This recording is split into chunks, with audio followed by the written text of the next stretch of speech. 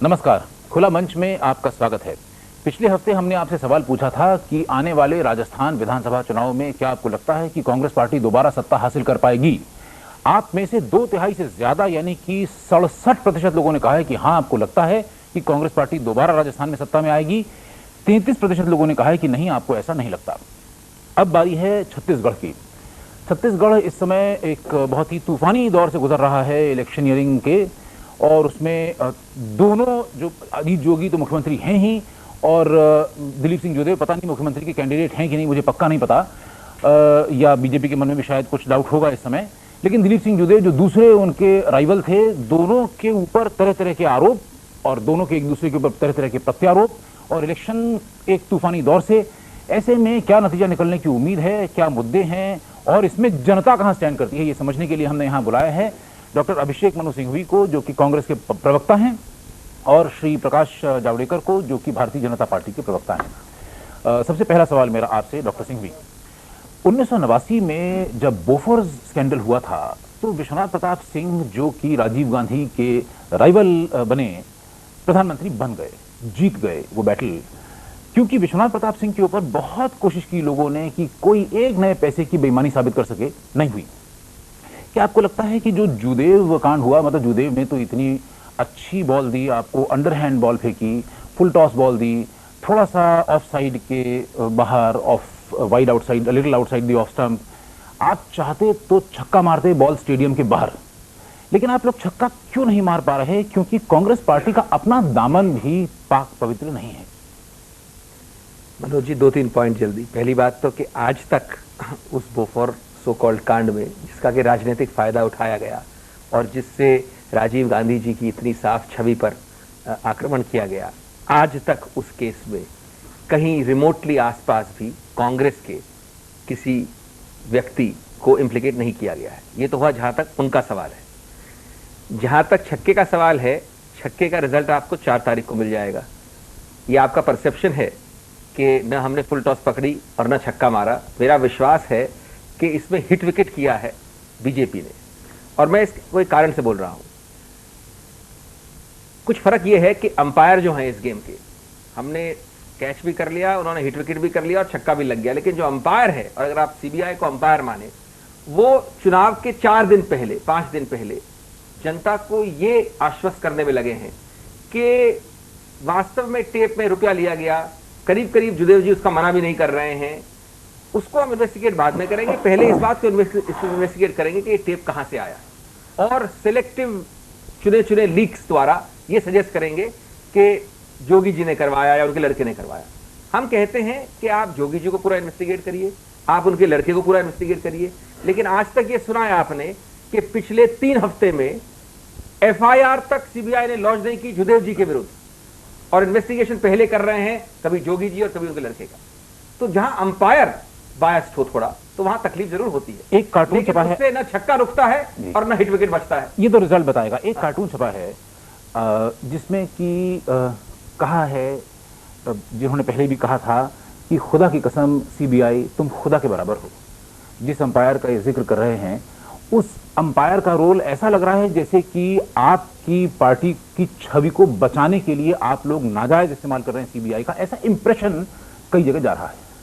पहले तो यह है कि सीबीआई एक स्वतंत्र स्वायत्त संस्था है, और अगर सीबीआई हम दुरुपयोग करते तो हमारे उप प्रधानमंत्री के खिलाफ भी उन्होंने चार्जशीट दिया। जब जिंजी रामचंद्रन वापस आए तो जिंजी रामचंद्रन वापस आने के बाद उनकी दूसरे दिन ही इंक्वायरी की गई। तो ये हम संवैधानिक ये संस्थाएं है, इनकी अगर विश्वसनीयता लोगों के दिल में हम सारी उतार देंगे तो मुझे लगता है हर समय का नुकसान होगा। जहां तक ये देखिए कहां विश्वसनीयता है। 1 मिनट, जहां तक जुदेव जी का मामला है, मैं साफ करना चाहता हूं कि जो इन्होंने बताया कि जुदेव जी के मामले में हिट विकेट बीजेपी हुई, जुदेव जी ने पहले ही दिन, दूसरे दिन रायपुर में प्रेस कॉन्फ्रेंस करके कहा कि इसमें कोई सच्चाई नहीं है, ये फर्जी टेप है।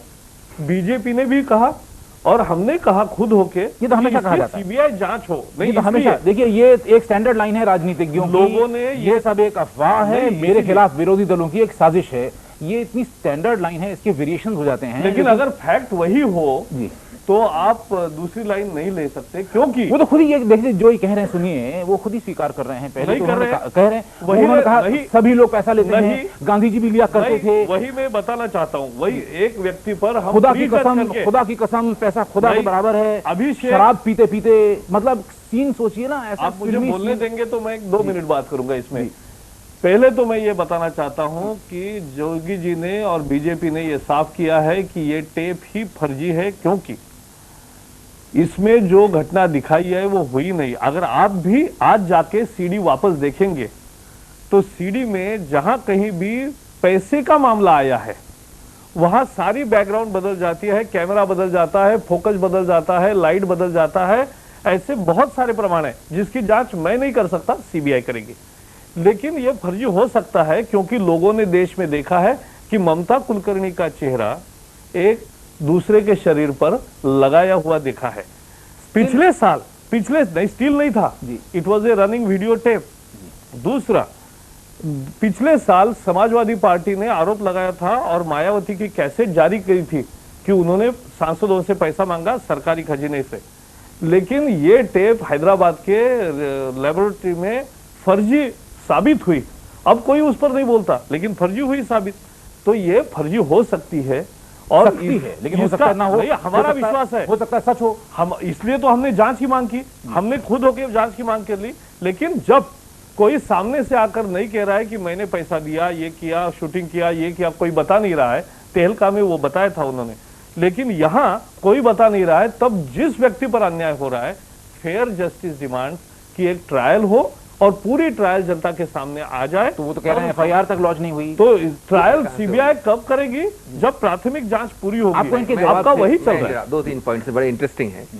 पहली बात तो कि इसमें कोई शक नहीं कि टेप्स डॉक्टर्ड भी हो सकते हैं, टेप सही भी हो सकते हैं। जिस विश्वसनीयता के साथ आज बीजेपी एक क्लीन चिट्टा दे रही है जुदेव जी को, कम से कम वो तो नहीं होना चाहिए।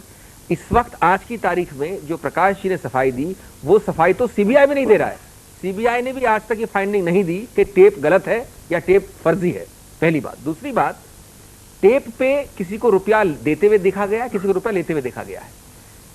हमारे फौजदारी कानून में पहले एफआईआर होनी पड़ती है, उसके बाद एफआईआर इन्वेस्टिगेट होती है, उस इन्वेस्टिगेशन के बाद या तो क्लीन चिट दी जाती है या चार्जशीट फाइल की जाती है।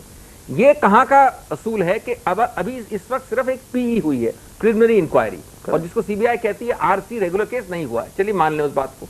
लेकिन उस पीई के दौरान परसों यानी चुनाव के 4 दिन पहले उस पीई के दौरान बिना एफआईआर रजिस्टर किए, बिना आरसी किए, सिलेक्टिव लीक्स आ रही हैं सीबीआई से कि ये शायद अमित जोगी ने किया है, शायद जोगी जी ने किया है। कम से कम वो पीई में कैसे कह सकते हैं? पीई के दौरान वो कैसे कह सकते हैं? और बिना आरसी रजिस्टर किए, बिना तहकीकात किए, बिना इन्वेस्टिगेशन रिपोर्ट किए ये कैसे कह सकते हैं कि टेप फर्जी है? साहब, तो जब तक ये नहीं होता है, सबूत इतना तो आज साफ की है तारीख में ये साफ जाहिर अपने देखिए, देश ना ये में- सबूत एविडेंस दे सकते मैं हैं, ना बताऊं? दे सकता हूं। मैं बताऊं? हम ये नहीं मान सकते कि टेप खराब है शुरुआत से। आज तक तहलका में देखिए इसी पार्टी का राष्ट्रीय प्रेसिडेंट टेप में रुपए लेते हुए पाया गया। इसी पार्टी का एक सिटिंग यूनियन मिनिस्टर शायद विश्व भर में कहीं टेप पे नहीं लिया गया होगा, रुपए लेते हुए पाया गया। ये अलग बात है, उन्होंने इस्तीफा दे दिया है। लेकिन जो दुख की बात है, इस्तीफे के बावजूद बीजेपी और सरकार के हर तबके में इस व्यक्ति का समर्थन किया जा रहा है। हर प्रकार के इसके एक बात सपोर्ट बताइए, दिया जा रहा है, माफ कीजिए, एक बात बताइए, सफाई दी जा रही है। देखिए सब जगह आपके चीफ मिनिस्ट्रियल कैंडिडेट्स ऑलरेडी घोषित हैं। वसुंधरा राजे सिंधिया, उमा भारती, मदन लाल खुराना। यहाँ पे आपके जुदे चीफ मिनिस्ट्रियल कैंडिडेट हैं कि नहीं हैं? नहीं, पहले से यानी जुदेव टेप कांड होने का उसका कोई मतलब नहीं था। पहले से भारतीय जनता पार्टी ने एक सोची समझी रणनीति के अनुसार छत्तीसगढ़ में ये तय किया कि चुनाव के बाद हम नेता की घोषणा करेंगे। यहीं पे क्यों? यहाँ क्योंकि यहाँ एक अलग परिस्थिति है जो हमें मालूम है कि जो हम जिसके सहारे छत्तीसगढ़ में विजय पाने के बाद उम्मीदवार डिक्लेयर करना हमारे लिए ज्यादा फायदेमंद होता है और इसलिए हमने पहले नहीं किया है। ये रणनीति है और रणनीति रखने का अधिकार है। एक आपकी बात अधूरी रह गई, मैं दोबारा वापस आता हूं। एक ब्रेक का वक्त है फिलहाल, जरूर। ब्रेक के बाद आपकी अधूरी बात और आप भी कुछ और, क्योंकि जाहिर है ये विषय बड़ा है, अभी कंप्लीट नहीं हुआ। लेकिन और ब्रेक के बाद मैं ये भी आपसे पूछना चाहूंगा कि अब एक अखबार में खबर ये भी आ रही कि शायद एक दूसरा टेप भी है जो कि आने वाला है। तो अगर वो दूसरा टेप होगा तो फिर क्या होगा? लेकिन ब्रेक से पहले हमारा सवाल एक बार आपसे कि क्या आपको लगता है कि छत्तीसगढ़ के चुनाव में भारतीय जनता पार्टी को जूदेव कांड का नुकसान भुगतना पड़ेगा? हाँ या नहीं में हमको जवाब दीजिए। ब्रेक के बाद विषय पर वापस।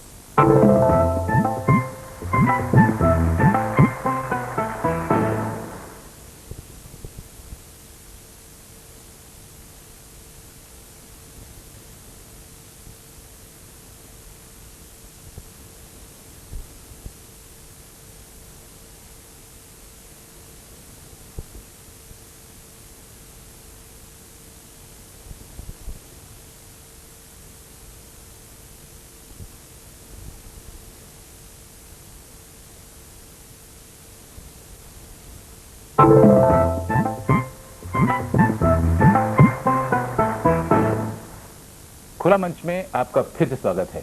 बात चल रही थी जूदेव कांड की, और जूदेव कांड का छत्तीसगढ़ में क्या असर पड़ेगा? क्या भारतीय जनता पार्टी को खामियाजा भुगतना पड़ेगा, या हो सकता है भारतीय जनता पार्टी को, कुछ लोग कह रहे हैं कि इसका फायदा भी मिल जाए कि वो शहीद के तौर पर पेश किए जा रहे हैं और भारतीय जनता पार्टी उसका फायदा उठाने की कोशिश कर रही है। जावड़ेकर जी, आपसे बात चल रही थी, आप दिलीप सिंह जूदेव को क्लीन चिट देने की कोशिश कर रहे हैं, जबकि अभी आप भी पक्का नहीं कह सकते कि वो टेप फर्जी है कि जेन्युइन, और ये भी पक्का नहीं कह सकते कि टेप फर्जी है कि जेन्युइन। तो क्लीन चिट देने की क्यों कोशिश कर रहे हैं आप जूदेव की अभी? मैं पहले दो और अन्य मुद्दे, लेकिन एक एक संक्षेप वाक्य में कहूंगा। अपने यहाँ आतंकियों द्वारा बम धमाके होते हैं, कुछ वारदातें होती है, तो भी एक हमने पाया है कि कोई ना कोई ग्रुप आके सामने फोन करके बताता है कि इसकी जिम्मेवारी हम लेते हैं। लेकिन इतना सारा मसला देश भर में चला, जिस अखबार ने छापा उन्होंने भी लिखा कि if the CD received by the newspaper is to be believed, यानी इसमें कोई जिम्मेवारी ले ही नहीं रहा है कि अरे किसने टेप किया, किसने पैसा दिया, कौन सी ऑस्ट्रेलियन फर्म, ये कुछ कोई बताने को ही तैयार नहीं है। एक तरफा आरोप लगाए जा रहे हैं और इसलिए हमने इंक्वायरी की मांग की। अब इंक्वायरी से ही सच सामने आएगा, सच में कोई जो गुनहगार होगा उसको सजा मिलेगी, ये तो होना चाहिए। आज के दिन चुनाव के 15 दिन जब पहले कोई निकालता है उसका राजनीतिक उद्देश्य है, और आपने एक रेफरेंस दिया था और कांग्रेस का वो चरित्र है। जिस विश्वनाथ प्रताप सिंह की बात करी थी, उन पर सेंट किट्स मामले में झूठे बाद में झूठे कागजात बनाकर उनको लांछन लगाने का प्रयास इसी द्वारा हुआ था। ऐसे ही ये साजिश है, बाद में वो झूठे साबित हुए कागजात। ऐसी है कैसे मालूम आपको? ऐसा हमारा विश्वास है। विश्वास है आपका? इसलिए क्योंकि, और ये छत्तीसगढ़ की जनता का भी विश्वास है। आप में से कोई भी छत्तीसगढ़ में जाए, आम टैक्सी वाले को, ऑटो वाले को, दुकानदार को, पान वाले को कहीं भी पूछिए, वो कहते हैं ये बदमाशी जोगी की है, जूदेव को फंसाने की साजिश है, ये उसका कहना है। परसों एक अखबार वाले ने लिखा था कि उसने कहा वो शायद अकल का पतला हो सकता है लेकिन बेईमान नहीं हो सकता, राजा पैसा नहीं खाएगा। ये लोगों का विश्वास है। अब आखिर ये बात मैं इनकी अगर लॉजिक मान ली जाए तो लगता है कि जूदेव जी ने अपनी टेप ही पब्लिसाइज की है, क्योंकि सबसे अच्छा आर्गुमेंट वही होगा कि जूदेव जी खुद ही, सिंपैथी मिलती है इतनी तो हम सभी जो है टेप पे आ जाए रुपए लेते हुए, उसके बाद शायरी कसते हुए, उसके बाद ये कभी नहीं कहते हुए कि ये चेहरा मेरा नहीं है या ये मेरा सेक्रेटरी रतेरिया नहीं है। उसके बाद ये भी नहीं कहा गया है कि इंडियन एक्सप्रेस ने इसको डॉक्टर किया है। उसके बावजूद अगर सिंपैथी मिलती है तो मैं मानता हूँ गणतंत्र के लिए बहुत दुख की बात है। मैं ये मानता नहीं, ये सब सब्जेक्टिव परसेप्शंस हैं, और अगर ये बात है, इतनी सिंपैथी मिलती है इस चीज से, तो कम से कम जोगी जी ने तो नहीं करवाया ये। जी नहीं, लेकिन ये हुआ है। अब यहाँ देखिए, ये तो आरोप अभी सिद्ध नहीं हुआ है, वो अभिषेक जी ने भी माना है। और यहाँ जोगी के मामले देखिए, जोगी पर जाति के प्रमाण पत्र का झूठा बनाने की केस शहडोल कोर्ट में चार्जेस फ्रेम हुए और हाई कोर्ट में भी मामला चल रहा है। दूसरा, उनका इनकम सर्टिफिकेट परसों ही दिल्ली के मेट्रोपॉलिटन मजिस्ट्रेट के सामने आया। इनकम सर्टिफिकेट पेट्रोल पंप लाने के लिए झूठा दिया है, फिर डोमिसाइल झूठा दिया है। चौथा, उन्होंने आईबी डॉक्यूमेंट झूठे दिए और फर्जी डॉक्यूमेंट बनाए, इसकी केस चल रही है। उनका लड़का नॉन रेसिडेंट यानी अमेरिकन बॉर्न लड़का है, वो तो अमेरिकन सिटीजन होने के बावजूद भी यहाँ आपको आईएएस में बैठने के लिए इंडियन सिटीजन होना जरूरी है, लेकिन उसके लिए यूपीएससी में वो बैठ गया। अब इस तरह का जिसका चरित्र लोगों के सामने है उसकी विश्वसनीयता 0 पर है और जुदेव की विश्वसनीयता ज्यादा है। ये बहुत महत्वपूर्ण बात है, क्योंकि ये बात आप सभी लोग पढ़ते होंगे अखबार में, बार बार ट्राइबल स्टेटस, हाँ, ये फेंका जाता है और एक मिथ्या जो है, बिना प्रमाण के, बिना तथ्यों को जाने लोग इससे बहकाए जाते हैं। नहीं, ट्राइबल स्टेटस वाला केस तो चल ही रहा है। सबसे जरूरी केस जो है इसमें, और उसमें मैं I happen to be counsel in that case, बड़ा इंटरेस्टिंग है। सबसे जो महत्वपूर्ण केस है वो है एक SC/ST कमीशन है, संवैधानिक कमीशन, अनुच्छेद 338 के अंदर उन्होंने 5 पन्ने का एक फाइंडिंग दी है कि इनका ट्राइबल सर्टिफिकेट गलत है। उस फाइंडिंग को दिए हुए 18 या 20 महीने हो गए हैं। उसको अजीत जोगी ने एक संवैधानिक याचिका द्वारा चैलेंज किया हाई कोर्ट में। पिछले 20 महीने से हाई कोर्ट ने उसको पूरी तरह से स्टे कर दिया है, कंप्लीटली। उसमें करीब 8 बार या 10 बार केंद्र सरकार के एडिशनल सॉलिसिटर जनरल गए हैं उस स्टे को वेकेट करने, उस पर बहस हुई है। हाई कोर्ट ने अभी 22 तारीख शनिवार नवंबर को चुनाव के दौरान उसको करीब 12वीं या 15वीं बार सुना। 4 घंटे बहस हुई, मैं खुद पेश हुआ हूं। उस बहस के बाद स्टे को कंफर्म किया गया। आप समझते हैं कि स्टे का मतलब क्या होता है? स्टे का मतलब होता है कि जो भी दस्तावेज SC/ST कमीशन, जो संवैधानिक कमीशन है, जारी किया है, वो कोर्ट ने पूरा स्टे कर दिया, पॉइंट नंबर 1। और इसको बार बार कहा जा रहा है कि ट्राइबल स्टेटस फेक है। कोर्ट, हाई कोर्ट, जो कि सॉवरेन पावर जिसके पास है, उसको कोई महत्व नहीं दिया जाता है। नंबर 2, उसी ट्राइबल स्टेटस के बेसिस पे जिसको कि 3 बार पहले खंडपीठ मध्य प्रदेश की, जब मध्य प्रदेश था और जब छत्तीसगढ़ नहीं बना था, 3 और जजमेंट्स हैं जिसमें के ऐसी कंप्लेंट्स खारिज कर दी गई हैं 3 बार पहले। उन 3 बार खारिज होने के बावजूद किसी ने 97 में शाहदोल कोर्ट में कंप्लेंट फाइल की। उस 97 वाली कंप्लेंट में 2003 में 5.5 वर्ष बाद उस कोर्ट ने कॉग्निजेंस ली, उन 3 खंडपीठ वाले जजमेंट को इग्नोर करते हुए। जब ये इस बार कॉग्निजेंस ली तो जोगी जी ने वहां एक एप्लीकेशन दी कि पूरा रिकॉल किया जाए। वो एप्लीकेशन रिकॉल की लगी है दिसंबर में या अगले महीने। उसमें एक चीज भी, न चार्जेस फ्रेम हुए, कोई भी आक्षेप नहीं जोगी के ऊपर। नंबर 3, आज तक किसी कोर्ट ने, इस देश में किसी कोर्ट ने चार्जेस फ्रेम नहीं किए जोगी के विरुद्ध। कंप्लेंट हुई जरूर है, एक केस में वो खुद कंप्लेनेंट है जहां की सीबीआई ने उनके ऊपर आक्षेप लगाया फौजदारी का। लेकिन आप जानते हैं हमारे फौजदारी प्रक्रिया में पहले पुलिस तहकीकात करती है, फिर पुलिस चार्जेस फ्रेम करती है, उसके बाद कोर्ट बहस सुनने के बाद कोर्ट अभियुक्त के विरुद्ध चार्जेस फ्रेम करता है। रियल स्टेज होती है फौजदारी की जब कोर्ट अभियुक्त के विरुद्ध चार्जेस फ्रेम करता है। आज तक इस देश में जितने केसेस बोले इन्होंने, किसी में कोर्ट द्वारा चार्ज फ्रेम वाला स्टेज नहीं आई है। इसके विपरीत देखिए आप, बाबरी मस्जिद में उप प्रधानमंत्री, HRD मिनिस्टर उमा भारती, उनके अगेंस्ट कोर्ट ने 97 पेज के जजमेंट द्वारा कोर्ट ने चार्जेस फ्रेम किए और वो मिनिस्टर बने रहे। ये क्या दुभांत है, ये क्या डबल एकदम साफ बात है। पांचवा जो ये पेट्रोल पंप की बात करते हैं, जी जी, सिवाय आक्षेप और आरोप के किसी कोर्ट में प्रक्रिया ही नहीं चल रही है। नहीं, जरूर बीजेपी का आक्षेप है, न किसी कोर्ट ने चार्जेस फ्रेम किए हैं, न सीबीआई न पुलिस ने कुछ किया है। अभिषेक जी को जरा अपडेट करता हूं, ये एक आदमी का नाम बदनाम करना, हम मानते हैं उनको, आप ट्रायल करिए। और एक केस में तो जहां की बहुत ही विचित्र बात हुई कि उन्होंने कंप्लेंट की और वहां पर सीबीआई ने उनके विरुद्ध फौजदारी का चार्ज लगाया, वो केस जनवरी में आने वाला है। लेकिन जब तक कोर्ट तक भी चार्जेस फ्रेम न करे तो क्या इस देश में कानून ये है कि you must first presume him to be guilty and then prove that he is innocent?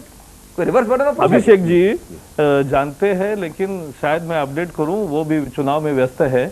ये निवेदिता शर्मा जी का जो मेट्रोपॉलिटन मजिस्ट्रेट का कोर्ट है, इसमें जब परसों ये कागजात प्रमाणित हुआ है तो 22 तारीख को अब इसका निर्णय होगा, समन किया जाएगा कि नहीं, इसका ये निर्णय होगा।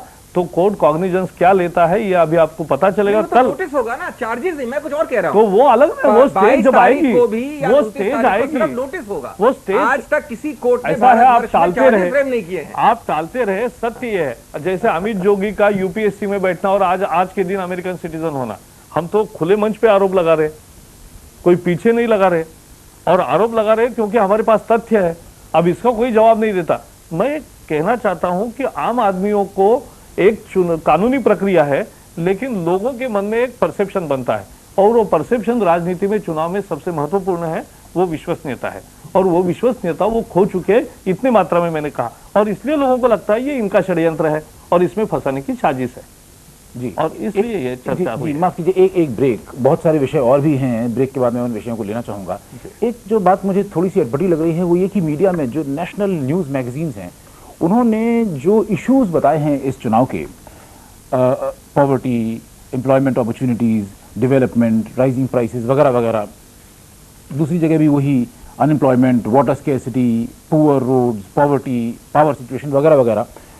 लेकिन जो ऐसे बहुत महत्वपूर्ण विषय हैं जो कि सुरक्षा से संबंधित हैं, जैसे नक्सलाइट वायलेंस, 16 डिस्ट्रिक्ट्स हैं छत्तीसगढ़ के अंदर और हर एक डिस्ट्रिक्ट के अंदर पीडब्ल्यूजी की प्रेजेंस है। इस तरह के घर वापसी का जो मुद्दा है, जो कि कन्वर्जन्स मध्य प्रदेश जब छत्तीसगढ़ मध्य प्रदेश में ही था तो मध्य प्रदेश की सरकार ने, कांग्रेस की सरकार ने कन्वर्जन जो कि लालच दबाव और फ्रॉड से कन्वर्जन होते हैं उनके ऊपर पाबंदी लगाई थी। ये बड़ी एक विडंबना की बात है कि वो कांग्रेस पार्टी जिसने कि 3 प्रदेशों में ऐसे कन्वर्जन पर पाबंदी लगाई थी आज इस पाबंदी की बात नहीं कर रही है, और वो भारतीय जनता पार्टी जो कहती है पूरे देश में पाबंदी होनी चाहिए, अलग अलग प्रदेशों में उसकी सरकार रही है लेकिन उसने पाबंदी नहीं लगाई। अब जाके गुजरात में नरेंद्र मोदी ने ये बिल पास कराया। तो इन विषयों पर जो कि मैगजीन्स भी, मीडिया भी फेल कर रही है इन इश्यूज को उठाने में, हम चाहते हैं दोनों का मत जानना एक ब्रेक के बाद। लेकिन ब्रेक से पहले हमारा सवाल आपसे कि क्या आपको लगता है कि आने वाले छत्तीसगढ़ के चुनावों में भारतीय जनता पार्टी को जूदेव कांड का खामियाजा भुगतना पड़ेगा? हाँ या नहीं में हमको जवाब दीजिए। ब्रेक के बाद विषय पर वापस।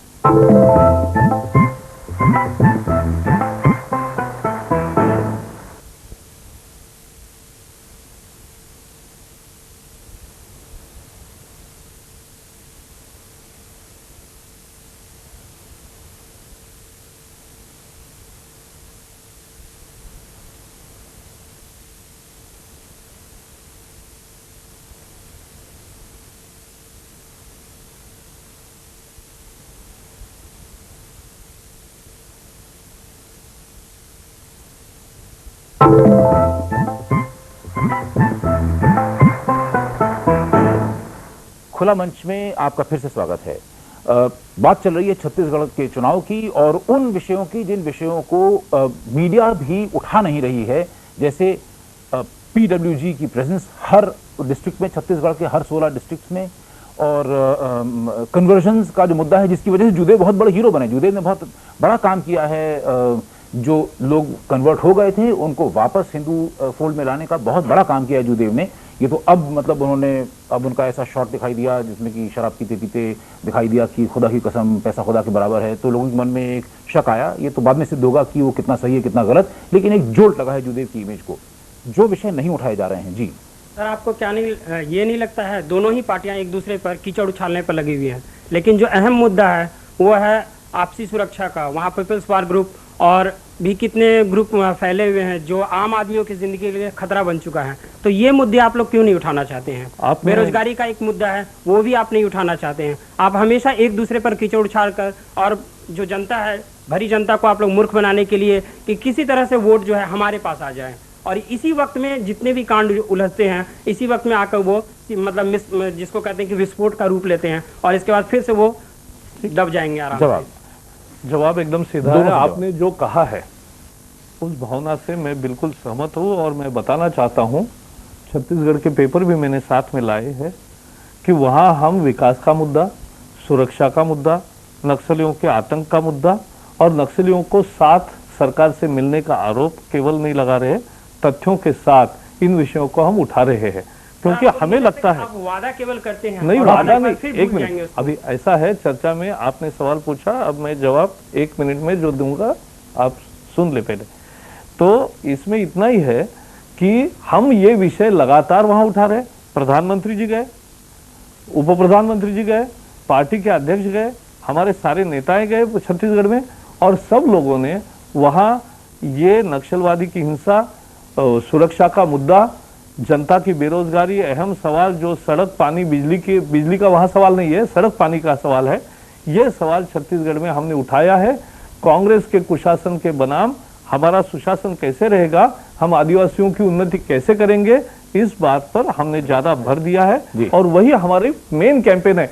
दुर्भाग्य ये है कि जैसा हम लोकसभा में भी देखते हैं कि लोकसभा में चर्चा एक विषय पे 6 घंटे होती है उसके 6 लाइन भी समाचार पत्र में नहीं आता, लेकिन 6 मिनट अगर दंगा होता है तो उसका 6 कॉलम हेडिंग बनता है। ये दुर्भाग्य है। डॉक्टर सिंह जी, मुझे बहुत खुशी है कि आपने 2 मुद्दे अहम रेस किए हैं, जरा मैं उस पर विस्तार में कहना चाहूंगा। एक विकास का मुद्दा और एक सुरक्षा का मुद्दा। जहां तक विकास का सवाल है, और ये मैं सहमत हूं यहां तक कि ये सेंसेशनल नहीं होता है, बोरिंग टॉपिक होता है आंकड़े और विकास की बात करना, इसलिए प्रेस में पूरा नहीं आता है। लेकिन कांग्रेस ही पहली पार्टी है, गुजरात के पहले, हिमाचल के पहले, जिसने हमेशा कहा है कि विकास का मुद्दा हमारे लिए अहम मुद्दा है, और हमने इन चारों प्रदेशों में उसको मेन मुद्दा बनाया है। मैं जरा विकास के आपको 2 सिर्फ, और मेरे पास काफी डेटा है, सिर्फ 2 उदाहरण दूं। कृषि लें और आदिवासी अनुसूचित जाति जनजाति लें आप। छत्तीसगढ़ में कृषि में पिछले 2.5-3 वर्ष में, जिससे छत्तीसगढ़ एग्जिस्ट करता है, 5 लाख हेक्टेयर अधिक अतिरिक्त सिंचाई का एरिया, क्षेत्रफल ऐड किया गया है। पेयजल 8,500 एकीकृत जल स्रोत और विकसित किए गए। 2 फसल जहां से जिस जमीन से उपजाऊ हो उसको 7.5 लाख हेक्टेयर से 13.5 लाख बनाया गया। मेरे पास सब आंकड़े हैं। कृषि में इतना मजबूत काम हुआ है। किसानों के लिए स्पेशल रोजगार स्कीम्स की गई हैं। उनको 14,800 किसानों को 165 करोड़ रुपया मुआवजा स्पेशल स्कीम्स में दिया गया है। इसी प्रकार से अनुसूचित जातियां या आदिवासियों के लिए इतनी अच्छी स्कीम्स की गई हैं, उनके छात्रावासों के लिए, उनके लिए स्कॉलरशिप्स के लिए। फिल्म निर्माण में आदिवासियों के लिए 75,000 रुपए वार्षिक छात्रवृत्ति दी गई है। उनको आदिवासी को एक तो स्पोर्ट्स में और खेलकूद में और उड़ानों में स्पेशल एक एकेडमी बनाई गई है वायुयान उड़ाने के सिखाने के लिए। इस तरह के बहुत है। विकास के पास हमारे पास इतने ठोस मुद्दे हैं कि विकास के मुद्दे पे इस पार्टी को सिर्फ अकेला अगर विकास देखा जाए तो बीजेपी को मुखी के अलावा कुछ नहीं मिल सकता। लेकिन मैं सुरक्षा में आना चाहता हूं बहुत जल्दी। देखिए, ये बहुत दुर्भाग्य है हमारे देश का कि सिर्फ छत्तीसगढ़ नहीं, मध्य प्रदेश के कुछ हिस्से, खास तौर पे आंध्र प्रदेश, कुछ भाग उड़ीसा, कुछ भाग बिहार, यहां सब नक्सल फैले हुए। ये किसी आपसी विरोधाभास और पार्टी का मुद्दा नहीं है, ये आपसी झगड़े का मुद्दा नहीं है। क्या इनकी पार्टी आज अटैक करेगी या 356 प्रेसिडेंट्स रूल लागू करेगी आंध्र प्रदेश में क्योंकि कातिलाना हमला हुआ था आंध्र प्रदेश के मुख्यमंत्री में? और या क्यों नहीं करेंगी? इसलिए क्योंकि उनका एक गठबंधन है उनके साथ। तो ये सुरक्षा का मुद्दा तो बहुत ही गहरा मुद्दा है। और ये सभी स्टेट्स, ये 5 स्टेट्स, आंध्रा, उड़ीसा, छत्तीसगढ़, मध्य प्रदेश, बिहार, इन सबको मिलके सेंट्रल असिस्टेंस के साथ इसको कॉम्बैट करना है, इसमें कोई दो राय नहीं हो सकती। नक्सलवाद के संदर्भ में केंद्रीय गृह मंत्री यानी अपने देश के उप प्रधानमंत्री अडवाणी जी ने लगातार इन सभी स्टेट्स की न केवल बैठक बुलाई, उनको भारी भरकम सहायता दी और सारे नए इंटेलिजेंस शेयरिंग की व्यवस्था तैयार की। और आंध्र प्रदेश में तो मैं कहूंगा कि अब जो चुनाव होने जा रहे हैं उसका मुख्य मुद्दा ही सुरक्षा और नक्सलवादियों जैसे हिंसा का रहेगा। लेकिन अफसोस की बात यह है कि ये मुद्दा तब बना जबकि चंद्रबाबू नायडू की जान पर हमला हुआ। उससे पहले लोग मर रहे थे, तब चंद्रबाबू नायडू का मुख्य मुद्दा नहीं दिखाई ये था।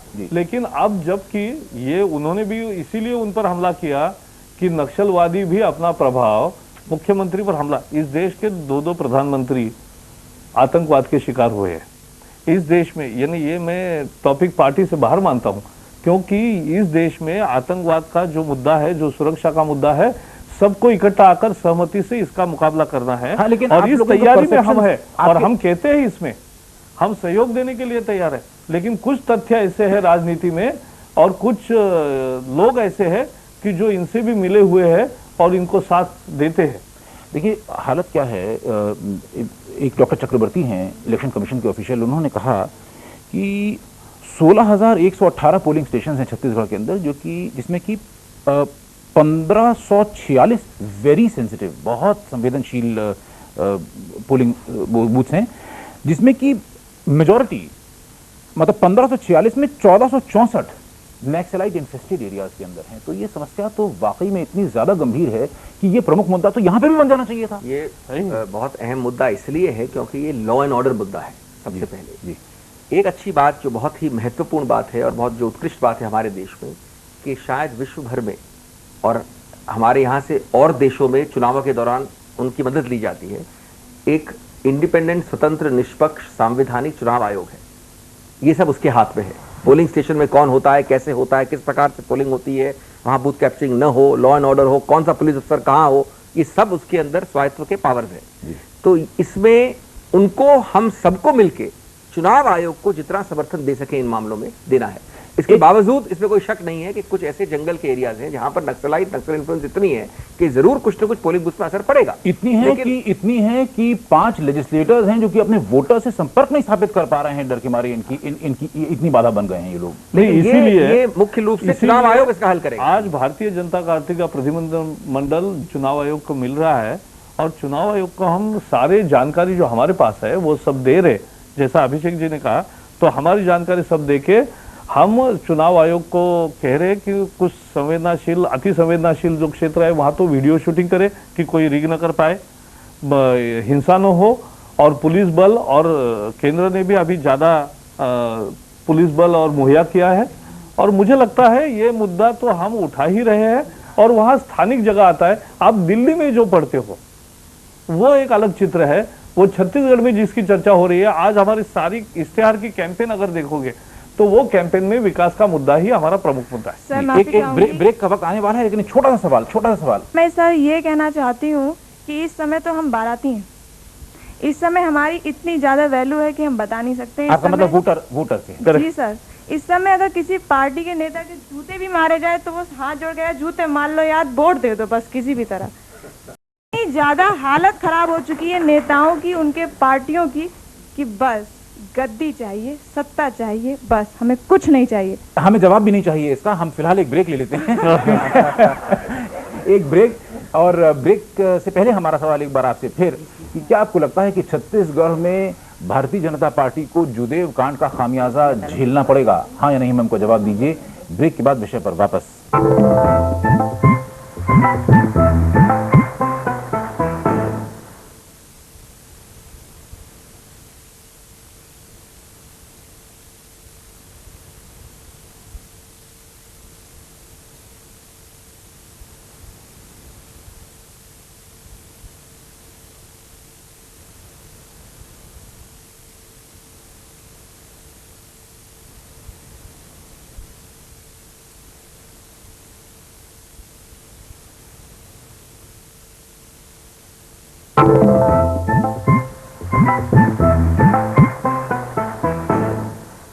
खुला मंच में आपका फिर से स्वागत है। एक बात जो पिछले सेगमेंट में हम नहीं ले पाए, हम उसको डिस्कस करना चाहते हैं।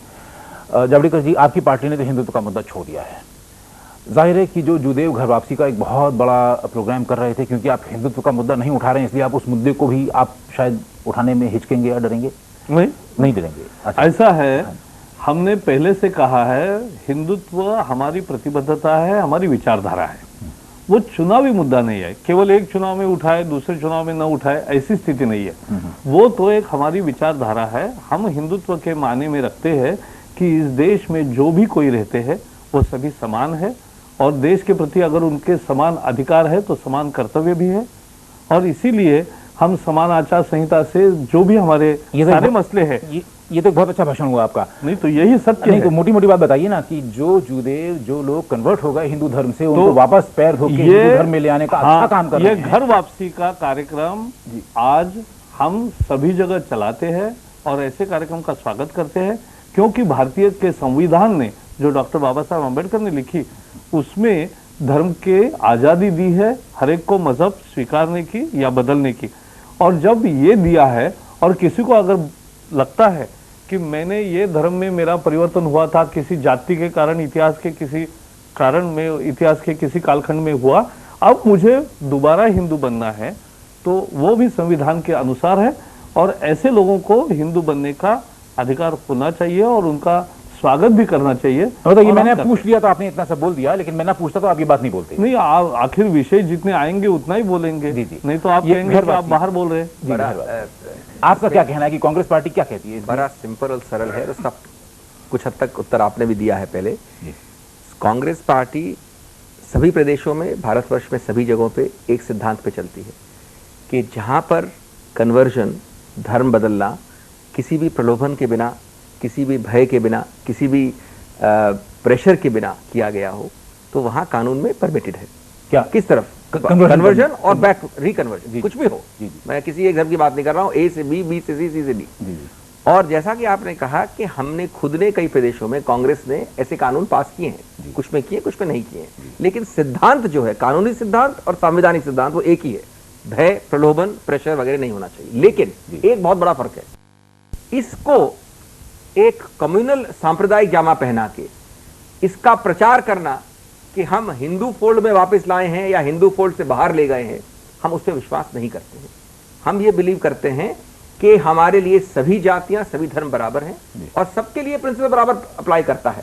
अगर वापस कोई व्यक्ति चाहे आना हिंदू धर्म में और बिना प्रलोभन, बिना भय, बिना प्रेशर के होता है तो बहुत अच्छी बात है, और नहीं होता है किसी और धर्म में जाता है सेम प्रिंसिपल तो भी परमिटेड है। कन्वर्शन आपने है कि बीजेपी ने इसका राजनीतिक फायदा उठाने की कोशिश की है, सांप्रदायिक जामा पहनाया है इसको, और इसको एक धार्मिक सांप्रदायिक कम्युनल कलर देने की कोशिश की है। आपकी खुद की सरकार ने मध्य प्रदेश में नियोगी कमेटी अपॉइंट की थी, जो कि तब चीफ जस्टिस थे, जस्टिस नियोगी।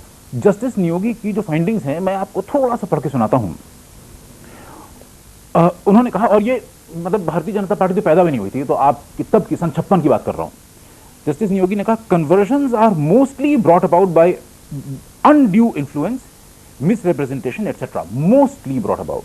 तो जाहिर है कि जब इस तरह से कन्वर्जन होगा और आदिवासी को मेन टारगेट बनाया जाता है इसमें, ये भी उनकी फाइंडिंग्स का एक हिस्सा है कि schools, hospitals and orphanages are used as a means to facilitate proselytization. और उन्होंने कहा, evangelization in India appears to be a part of a uniform world policy to revive Christendom, मतलब ईसाइयत को फैलाने का, and to re-establish Western supremacy and is not prompted by spiritual motives. Repeatedly उन्होंने ये findings में कहा है इसको। अब आप कहने की कोशिश कर रहे हैं कि जो अच्छा कन्वर्जन अपने आप जो हिंदू धर्म छोड़ के चले गए वो सही किया, आप उसको, अगर जरूरत न होती, ऐसा कन्वर्जन इस तरीके से न हो रहा होता, तो आपकी सरकार ने मध्य प्रदेश में ये कानून लागू ही क्यों किया होता? पहली बात, मैं बहुत शक की निगाह से देखता हूं किसी भी सिलेक्टिव कोटेशन को। आपके पास एक पूरी समरी यही है, ये एक हजार पन्ने की किताब है, आपने 2 हिस्से पढ़े हैं, ये समरी है, और पूरी किताब में उन्होंने केवल यही उदाहरण दिया है जब तक के पहले फ्रॉड, कैसे लालच, पहले हमारे पास इसका नोटिस नहीं हुआ, हम इस किताब की तहकीकात नहीं कर सके, तो उस पर रिस्पॉन्ड करना ठीक नहीं रहेगा, पहली बात। लेकिन दूसरी बात, अपॉइंटेड कमेटी है, दूसरी बात, उसी के बेसिस पे आपने कानून लागू किया। बात सुने, उसी कानून के खिलाफ सुप्रीम कोर्ट में, और सुप्रीम कोर्ट ने कहा कि नहीं, जो आप कहना चाह रहे हैं कि कन्वर्शन का आपका अधिकार है वो गलत है, propagation of a faith does not mean conversion. बिल्कुल, सुप्रीम कोर्ट ने कहा। तो आप ही के द्वारा शुरू किया हुआ ये वही मैं कहना चाह रहा था, जो रिपीटेडली फाइंडिंग आफ्टर फाइंडिंग यही है। आपने खुद ने नियोगी कमीशन का नकार दिया है, ये कह के, सही बात कह के, हमारे संविधान में 2 अनुच्छेद हैं, 25 और 26, जिसको आप भी भूल गए हैं कोट करने से, और जहां तक आपने कोट किया नियोगी कमीशन ने भी नहीं किया है।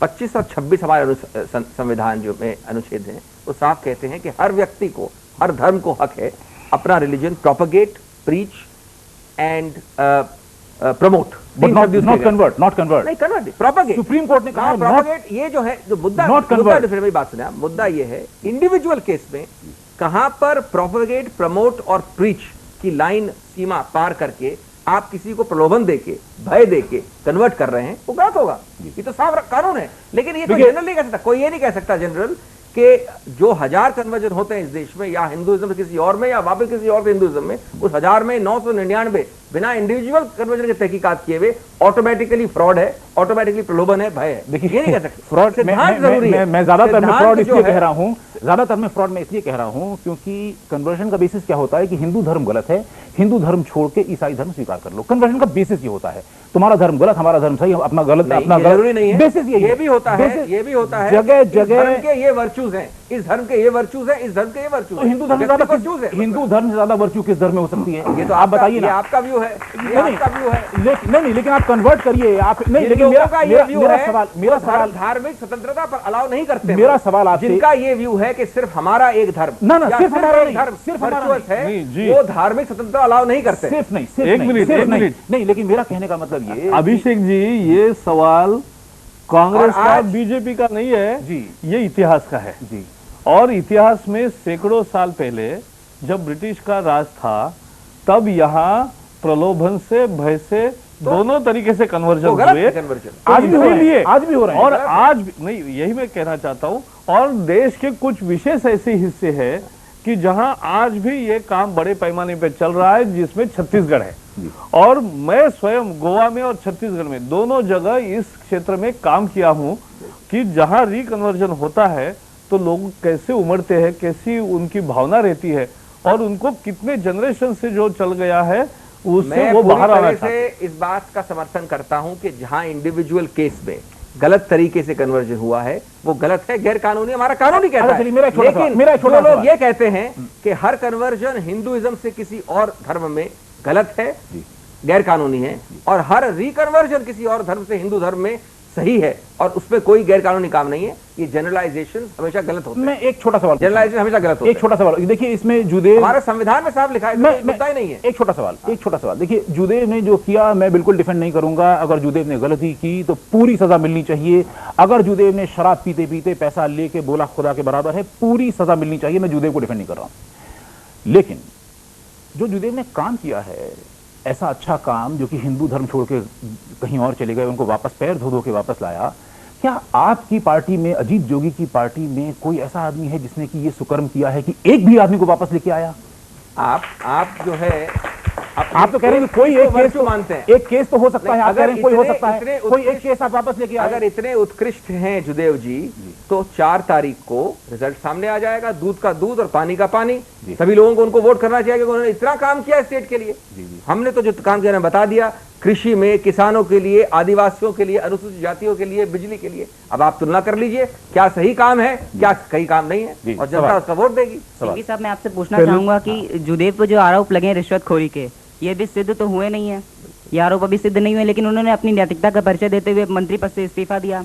लेकिन जोगी जी पर भी उतने ही आरोप लगे हैं। हालांकि आपने भी कहा कि सीबीआई ने भी उन पे आरोप लगाए हैं, तो क्या उन्हें अपनी नैतिकता का परिचय देते हुए इस्तीफा नहीं दे देना चाहिए था? आप सिद्धांत को मिस कर गए। ना आपने मेरा उत्तर सुना और ना आप सिद्धांत समझे। मेरे को दुख होता है इस बात का, खेद है। जुदेव एक मंत्री थे केंद्र सरकार के, ये भी मुख्यमंत्री मंत्री थे, ये भी मुख्यमंत्री है। खत्म करने दें आप। जुदेव को टेप पे पाया गया, टेप पे, जो कि प्राइमा फेशा साफ एविडेंस होती है आंख के सामने। जो मैंने सफाई दी आपको, उसके अंतर्गत किसी भी 6 केसेस में, एक भी केस में सिवाय आरोप के किसी केस में चार्जेस फ्रेम नहीं हुए हैं कोर्ट द्वारा जोगी के विरुद्ध, एक भी केस में। और यह मिथ्या फैलाई जा रही है कि उनके विरुद्ध चार्जेस हो गए हैं, न वो किसी टेप में पकड़े गए हैं। तो इसलिए उन्होंने साफ कहा है कि मैंने हर केस कॉन्टेस्ट, एक में हाई कोर्ट ने स्टे कर दिया है, एक में रिकॉल एप्लीकेशन है, एक में सिर्फ आरोप है, एक में चार्जेस नहीं है। तो किस बूते पे जो बात जो कानून बन रहा है कि डिस्क्वालीफाई होगा व्यक्ति, तो बात ये हो रही है डिस्क्वालीफाई होगा राजनीति से तब जबकि वो कन्विक्ट हो जाए। जो टेप का कोई मालिक नहीं है, हम समझना चाहिए अभिषेक जी, जो टेप का कोई मालिक नहीं है वो टेप सही समझे। और जो इनकम सर्टिफिकेट सामने कोर्ट के आया है, जिसमें लिखते हैं स्वयं कि मेरी पत्नी का इनकम 0 है और एक्चुअली उनकी पत्नी एनजे मेडिकल कॉलेज में पढ़ाती है, उसका इनकम सर्टिफिकेट भी कोर्ट के सामने आया है। अब कोर्ट की प्रक्रिया चलेगी, उसको समय लगेगा, लेकिन लोगों के सामने तो तथ्य साफ आ गया। लोगों का सवाल है, इस्तीफा देना चुनाव चाहिए। आने वाले हैं, चुनाव का रिजल्ट आपके तो सामने, लोगों का तो दुहाई देने फायदा नहीं चाहिए। जहां तक आप बार बार बोल रहे हैं कि ओनर नहीं है, मैं बता दूं आपको कि 90% केसेस में ये समझता नहीं मैं कैसे आप चाहते हैं कि जो ब्राइब गिवर है वो सामने आके ओनरशिप मांगे। जो ब्राइब दे रहा है, जो घूस दे रहा है, के 15 दिन सामने नहीं आ रहा है, ऐसा है, गलत हो गया। तो ब्राइब देने वाला, कांग्रेस के राज का एक नियम हमें मालूम है कि ब्राइब देने वाला कंप्लेंट डन होता ही नहीं। ये जो सामने आता नहीं और जो दे रहा है, और वो अब क्यों करेगा, ये देने वाला था ही नहीं। बता के गया था कि मैं ब्राइब देने जा रहा हूं और उन्होंने जी नहीं, आप इंडियन एक्सप्रेस को भूल रहे हैं। कांग्रेस पार्टी कहां से आती है इस पे? इंडियन एक्सप्रेस जैसे विश्वसनीय राष्ट्रीय अखबार ने टेप रिलीज किया, टेप में विथ अ राइडर, 10 मिनट तक शेर शायरी कस के जुदेव जी ये कहते हैं, उनके सेक्रेटरी वहां बैठे हैं। आप दोबारा अभिषेक जी देखिए, के बाद झूठी जुदेव जी मना नहीं करते हैं, जुदेव जी मना नहीं करते हैं कि मैं उस तारीख को उस समय होटल में था। ये कहते हैं कि लोग तो सभी लेते हैं रुपया, रुपया लिया नहीं, ये क्या रीजनिंग है? माफ कीजिए, वक्त समाप्त हो गया है। देखिए, ये चुनावी बहस जो है ये अभी मैदान में जारी है, और जैसा ये कह रहे हैं बहुत 4 तारीख को नतीजा सामने आ जाएगा। तो ये अभी ये बहस अभी हमारी समाप्त हो गई है। देखिए, इस चुनाव के अंदर हमने देखा कि बार बार सोनिया जी पे भी इल्जाम लगा, अजीत जोगी पे भी इल्जाम लगा, अमरिंदर सिंह पे इल्जाम लगा कि आप सरकारी हवाई जहाज का, हेलीकॉप्टर का इस्तेमाल कर रहे हैं। नतीजा आना अभी बाकी है, इसका क्या फाइनल रिजल्ट होता है, इलेक्शन कमीशन का आना बाकी है। तरह तरह की और चीजें हो रही हैं इसके अंदर, जो कि मिरेकल्स तक का इस्तेमाल, मतलब अजीत जोगी ने तो यहाँ तक एक स्टेटमेंट दिया है कि मैं तो, भगवान मेरी बात बहुत सुनते हैं, मैं एक मंदिर में गया, वहाँ मैंने पूजा की और उसके बाद मैंने कहा कि मानसून हो जाए और उसके बाद फटाफट मानसून आ गया। तो मतलब एक मिरेकल वाली बात भी इसके अंदर, मतलब ये एक सेक्युलर पार्टी है जो कि मिरेकल का सहारा ले रही है। जैसे कि एक पोस्टर निकला मध्य प्रदेश के अंदर, हालांकि मध्य प्रदेश विषय नहीं है, लेकिन पोस्टर निकला जिसमें कि कहा गया कि हमारे राजा यानी दिग्विजय सिंह भगवान हैं। तो ये चुनावी माहौल के अंदर तरह तरह की बातें आती हैं, लेकिन फाइनली आपका क्या मत है, जनता का क्या मत है, 4 तारीख को जाहिर हो जाएगा। हमारा एक सवाल आपसे है कि विधानसभा चुनाव में छत्तीसगढ़ में क्या जूदेव कांड का भारतीय जनता पार्टी को खामियाजा भुगतना पड़ेगा? हाँ या नहीं में हमको जवाब दीजिए। हमारा दिल्ली का नंबर 0119628123400, हमारा मुंबई का नंबर 0229628123400, हमारा यही नंबर लखनऊ, कानपुर, पुणे और अहमदाबाद में भी वैलिड है। वहां का STD कोड लगाकर आप हमको जवाब दे सकते हैं। हमारी वेबसाइट www.subtv.com, हमारी ये लाइंस सोमवार रात 8 बजे तक खुली रहेंगी। इस सवाल के ऊपर आपके जो भी जवाब होंगे हम आपको अपने अगले एपिसोड में सुना देंगे। अगर आप हमको कोई चिट्ठी लिखना चाहते हैं, हमारे कार्यक्रम में भाग लेना चाहते हैं, हमें कोई मुद्दा सजेस्ट करना चाहते हैं, तो हमारा पता नोट कर लीजिए। हमारा दिल्ली का पता है Sab TV, PO box number 3709, Lajpat Nagar 3, New Delhi 110024, India TVC। हमारा मुंबई का पता है Sab TV, PO box number 12042, Azad Nagar post office, Andheri west, Mumbai 400053, India TVC। अगले हफ्ते इसी दिन इसी वक्त आप सबसे फिर मुलाकात होगी। तब तक के लिए नमस्कार।